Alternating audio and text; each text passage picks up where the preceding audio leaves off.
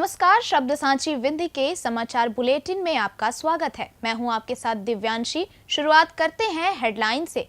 कबाड़ी मोहल्ले में सुबह सुबह रीवा पुलिस की दबिश। रीवा में साइकिल से कार्यालय पहुंचे अधिकारी और कर्मचारी। 25 अक्टूबर को रीवा से द्वारिका सोमनाथ जाएगी तीर्थ दर्शन ट्रेन।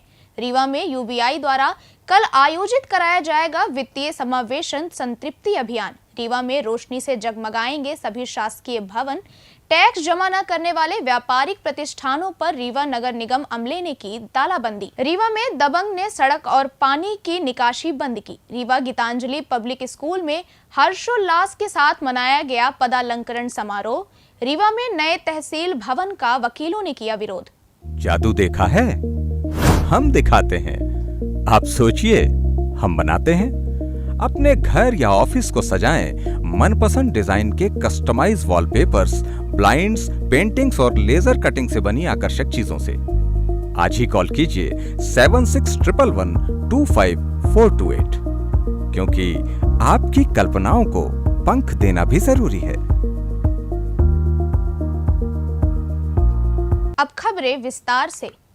रीवा शहर के कबाड़ी मोहल्ले में उस वक्त हड़कंप मच गया जब पुलिस ने संयुक्त रूप से नशा कारोबारियों के घर में दबिश दी। बता दें कि आईजी गौरव राजपूत और एसपी विवेक सिंह के निर्देशन पर नशे के खिलाफ मुहिम चल रही है। इसी कड़ी में आज सुबह सुबह पुलिस ने सीएसपी ऋतुपाध्याय एवं राजीव पाठक के निर्देश में दबिश दी।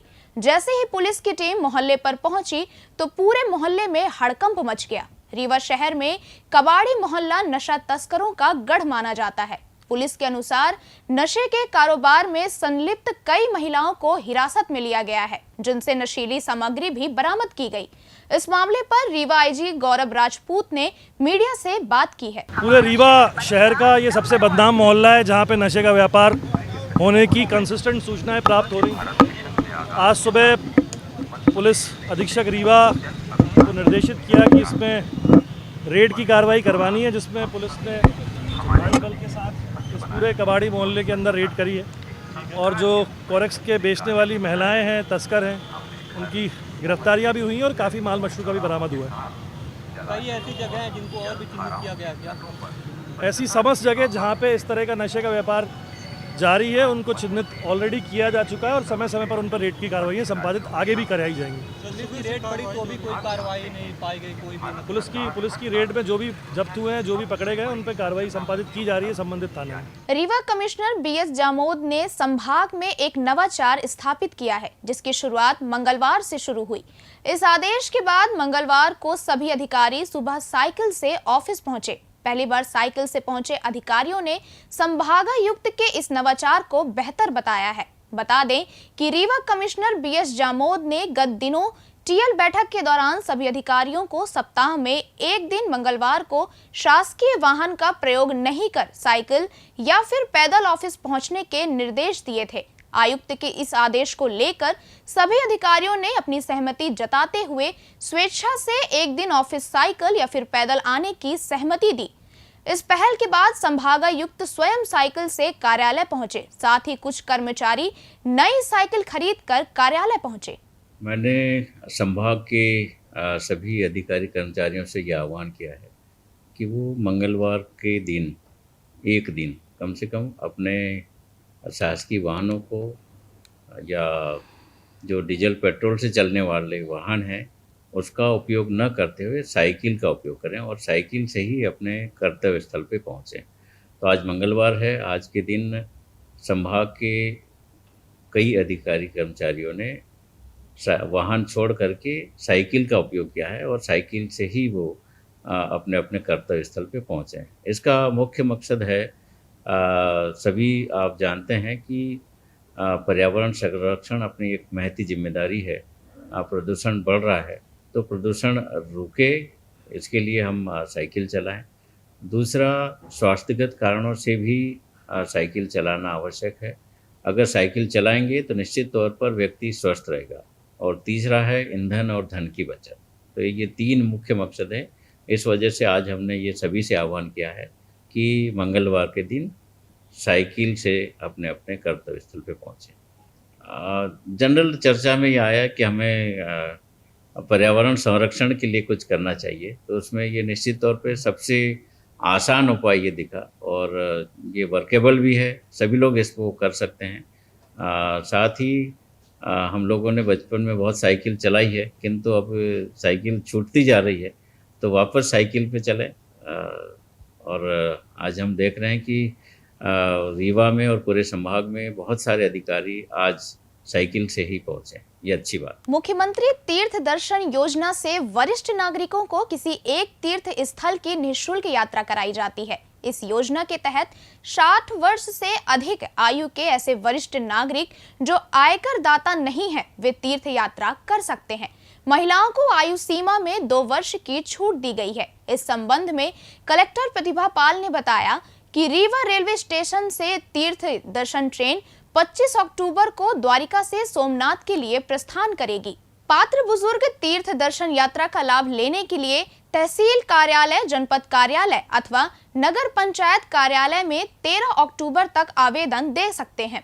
कलेक्टर ने पात्र बुजुर्गों से मुख्यमंत्री तीर्थ दर्शन योजना का लाभ उठाने की अपील की है। यूनियन बैंक ऑफ इंडिया क्षेत्रीय कार्यालय रीवा द्वारा भारत सरकार के वित्त मंत्रालय के निर्देशन में वित्तीय समावेशन संतृप्ति अभियान के तहत विशेष कैंप का आयोजन 6 अगस्त को यूनियन बैंक ऑफ इंडिया सगरा के सामने किया जा रहा है। इस अभियान का उद्देश्य समाज के सभी वर्गों तक भारत सरकार की महत्वाकांक्षी वित्तीय सेवाओं की पहुंच सुनिश्चित करना है। कार्यक्रम का शुभारंभ सुबह 10 बजे माननीय अतिथिगण के रूप में आयुक्त रीवा श्री बीएस जामोद, जिलाधिकारी रीवा प्रतिभा पाल, नगर निगम आयुक्त Rewa Shri Saurabh Sonawade, union bank of India के अचल प्रमुख एवं महाप्रबंधक राजीव कुमार झा व क्षेत्र प्रमुख श्री अजय खरे की गरिमामयी उपस्थिति में होगा। इस कैंप में लाभार्थियों को माननीय गणमान्यों द्वारा चेक भी वितरित कराया जाएगा। साथ ही सरकारी जन कल्याणकारी वित्तीय योजनाओं के महत्व पर प्रकाश डालते हुए जागरूक किया जाएगा। सरकार के दिशा निर्देशों के अनुसार 1 जुलाई से 30 सितंबर तक सभी ग्राम पंचायतों में हम लोग शिविर लगा रहे हैं, जिसमें मेजर फोकस हमारा है वित्तीय समावेशन को परिपूर्ण करना, जिसके तहत हम लोग अभी तक हमने 256 शिविर इस जिले में और हमारे जो अग्रणी जिले हैं वहां पर लगा दिए हैं। हमारे अग्रणी जिला प्रबंधक इस पे पूरी तन्मयता के साथ काम कर रहे हैं और वो विभिन्न ग्राम पंचायतों में जाकर सैचुरेशन ड्राइव के तहत शिविर लगा रहे हैं ग्राम पंचायतों में। उसमें हमारा जो मेन फोकस है, जो भारत सरकार के दिशा निर्देशों के अनुसार हम उसमें PMJDY अकाउंट ओपन कर रहे हैं ग्रामीण क्षेत्रों में जिनके अकाउंट नहीं है। इसके अलावा जो प्रधानमंत्री सुरक्षा योजनाएं हैं PMJJY और PMSBY, उनके तहत उन लाभार्थियों को उसमें हम लाभ पहुंचाने के लिए प्रयास कर रहे हैं कि उसमें लोग बाग उन योजनाओं में शामिल हों। शिविरों में हम लोगों को जो डिजिटल तरीके से जो हमारे बैंकिंग के लेन देन हो रहे हैं उससे संबंधित तरीके भी बता रहे हैं कि कैसे वो अपने डिजिटल तरीके से लेन देन कर सकें और फ्रॉड से बच सकें, क्या क्या उसमें उनको सावधानी बरतनी है, उस तरह का भी उनको हम वहां पर जानकारी प्रदान कर रहे हैं। रीवा जिले में आगामी 15 अगस्त को स्वतंत्रता दिवस समारोह मनाया जाएगा। SF मैदान में प्रातः 9 बजे मुख्य अतिथि द्वारा ध्वजारोहण किया जाएगा। कार्यक्रम की तैयारियों की समीक्षा बैठक कलेक्ट्रेट सभागार में आयोजित की गई। बैठक में कलेक्टर प्रतिभा पाल ने कहा कि जिले भर में स्वतंत्रता दिवस समारोह उल्लास और उमंग के साथ मनाया जाएगा। शासन के निर्देशों के अनुसार जिला विकास खंड तथा ग्राम पंचायत स्तर पर समारोह आयोजित किया जाएगा। समारोह में मुख्य अतिथि द्वारा ध्वजारोहण किया जाएगा। समारोह में सामूहिक रूप से राष्ट्रगान का गायन होगा। समारोह में आकर्षण परेड तथा सांस्कृतिक कार्यक्रम भी आयोजित किए जाएंगे। स्वतंत्रता दिवस पर शालाओं में विशेष मध्याह्न भोजन का आयोजन होगा। सभी शासकीय भवनों में 14 से 15 अगस्त की रात में रोशनी की व्यवस्था कराई जाएगी। शहर में व्यापार संचालित करने वाले व्यापारियों पर बकाया टैक्स वसूली करने के लिए नगर निगम अमले ने मंगलवार को शहर में कर वसूली अभियान चलाया। नगर निगम के राजस्व अधिकारी रावेंद्र सिंह ने जानकारी देते हुए बताया कि कर वसूली अभियान के दौरान ऐसे व्यापारियों के यहाँ वसूली की जा रही है जिनका 50,000 रुपए से ज्यादा का टैक्स बकाया है। वसूली अभियान के दौरान जिन व्यापारियों ने अपना टैक्स मौके पर जमा कर दिया है उन पर कोई कार्रवाई नहीं की गई। जबकि टैक्स न जमा करने वाले व्यापारियों के प्रतिष्ठानों में तालाबंदी भी की जा रही है। उन्होंने बताया कि कर वसूली का अभियान पूरे शहर में चलाया जा रहा है। ये जिसके बड़े संपत्ति कर बड़े बकायेदार हैं हमारे यहाँ 50,000 से ऊपर वाले व्यवसायिक वाले, उनके खिलाफ हम लोग कार्रवाई कर रहे हैं। जो संपत्ति कर नहीं जमा कर रहे हैं, इनको नोटिस दी हुई, इनकी अंतिम नोटिस थी, उसके बाद भी इन्होंने पैसा नहीं जमा किया। अभी मौके में हम लोगों ने तालाबंद कार्रवाई की तो उन्होंने 51,000 रुपये हमको चेक दिया तत्काल। और पीछे हम लोग गए थे, क्या नाम उनका, नसीम खान, उनके द्वारा टैक्स नहीं जमा, उनके तालाबंदी कार्रवाई कर दिए हैं। और इसका 38,000 बकाया आनंद प्यारी टंडन के नाम से। अभी हम लोग पूरे चारों जोन में जाएंगे। अभी तो ये 6 नंबर वार्ड में चल रही है, इसके बाद ट्रांसपोर्ट नगर तक जाएंगे और ये कार्रवाई निरंतर चलेगी हम लोग की। हाँ, सबको नोटिस बकायदे दी जा चुकी, इनके द्वारा कोई भी जवाब नहीं प्रस्तुत किया गया। जब समय सीमा समाप्त उसके बाद हम लोग कार्रवाई शुरू की। कितनी टीम आपकी लगी है? करीब 15 लोग हैं करीब हम लोग, नगर निगम उड़न दस्ता है मेरे साथ और राजस्व दल। मंगलवार को सड़क की समस्या को लेकर कुछ महिलाएं रीवा कलेक्टर कार्यालय पहुंची। उन्होंने बताया कि वे सभी गोविंदगढ़ क्षेत्र के गहिरा गांव की रहने वाली हैं। गांव के दबंग द्वारा सड़क और पानी की निकासी बंद कर दी गई है, जिससे उनके घर से निकलना मुश्किल हो गया है। उनके बच्चे ना तो स्कूल जा पा रहे हैं और ना ही बस्ती के लोग अपना कोई कार्य कर पा रहे हैं। महिलाओं ने बताया कि बारिश होने के बाद तो हालात और बिगड़ गए। उनकी मांग है कि बस्ती के लोगों के लिए प्रशासन रास्ता खुलवाकर सड़क बनवाए। गोविंदगढ़ के पास मड़वा बासा गहिरा। ये कलेक्टर मैडम यहाँ काहे के लिए आई हैं? ये आवेदन देने आए हैं। क्या समस्या है? समस्या है, रास्ता बंद है, पानी भरा है, निकलने नहीं दे रहे हैं, पानी निकलने नहीं दे रहे हैं और रास्ता में कीचड़ है, बच्चे लोग गिर जाते हैं, साइकिल से रोज आते जाते हैं, पंचर हो जाती है साइकिल, कांटा भी रखा है गली में, रास्ते में कांटा रख देते हैं। कितने घरों का रास्ता बन गया? 30 से 35। क्या कच्चा सड़क है? ऐसे रोड, ऐसे रास्ता गई है। रास्ता कोई रोके हुए है कि रास्ता है ही नहीं? रोके हुए हैं। क्या कहते हैं? राम बहोर शिवराम मास्टर और ये नारायण पानी रोके हैं, रास्ता पूरा बंद किए हैं। बातचीत के लिए पैसा भी हम लोग देते थे कि रास्ता के लिए पैसा ले लो और रास्ता दे दो, तो घर बना लिए हैं, रास्ते में घर बना रहे हैं।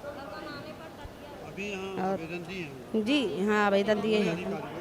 अधिकारी लोग बोले हैं कि जनपद पंचायत की मैडम जाएंगी। रीवा शहर के गीतांजलि पब्लिक स्कूल में आज पदालंकरण समारोह अत्यंत हर्षोल्लास के साथ मनाया गया। कार्यक्रम का आयोजन मुख्य अतिथि एसएस मेडिकल कॉलेज के अधीक्षक डॉक्टर राहुल मिश्रा की उपस्थिति में हुआ।